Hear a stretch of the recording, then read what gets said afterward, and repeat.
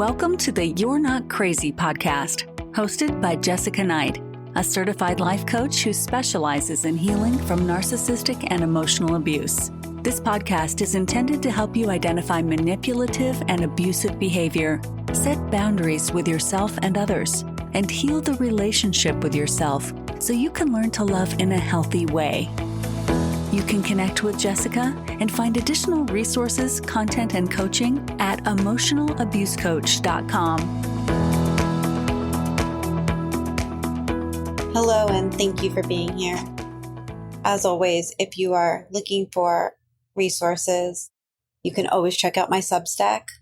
You can search Jessica Knight Coaching, and the link is also available in the show notes.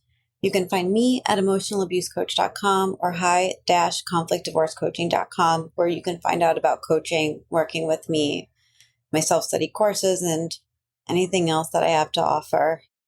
I really put a lot of my whole self into this work because I know what it's like to be stuck in the cycle. And last month, I dedicated the entire month of March to gaslighting on my Substack. And if you have been listening for a while, you know that on Substack, I've been doing these different subjects or different topics for each month as a way to really kind of get some more information out there. But also, I honestly have so much stuff put together, and now it's giving me a chance to put it all into one place. And so one of the topics that I wrote about was the gaslighting that happens when we constantly are asking ourselves if we're seeing something wrong, if we're not seeing something correctly. And this is the effect of gaslighting. It's not about a disagreement. It's not a misunderstanding. It's that gut level unease that we have that makes you question whether your reality is even real.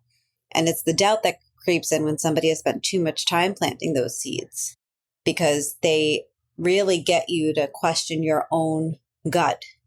And the very act of even questioning is probably proof that you're not seeing something wrong.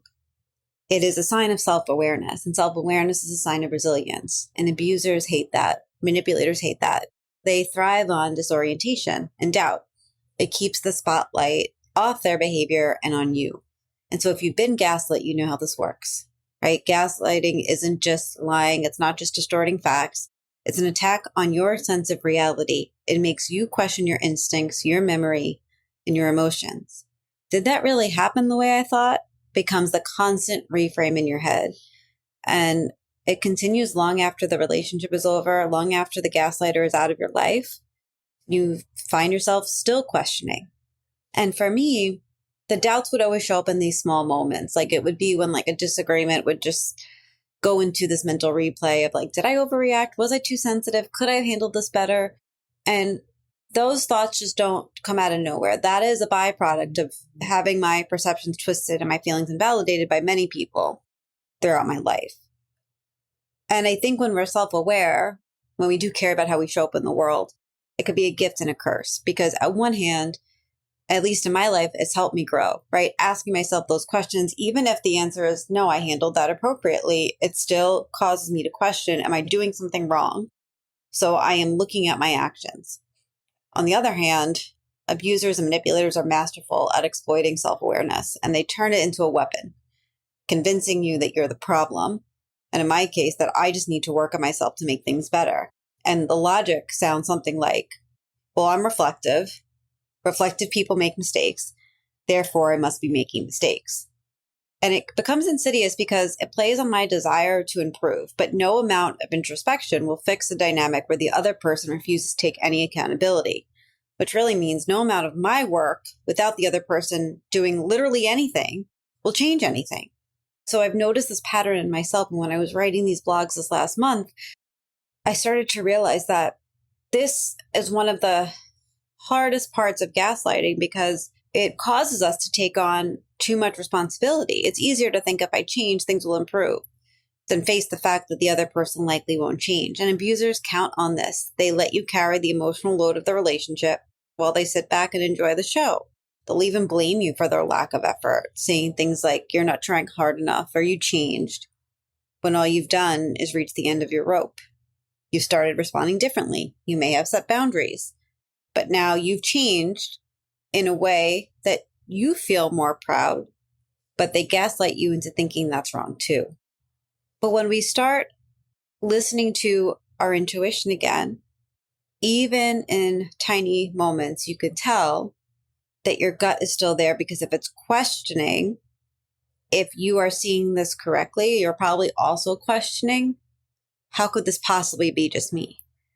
And so what I've started to use in my own life is to ask myself, am I constantly apologizing?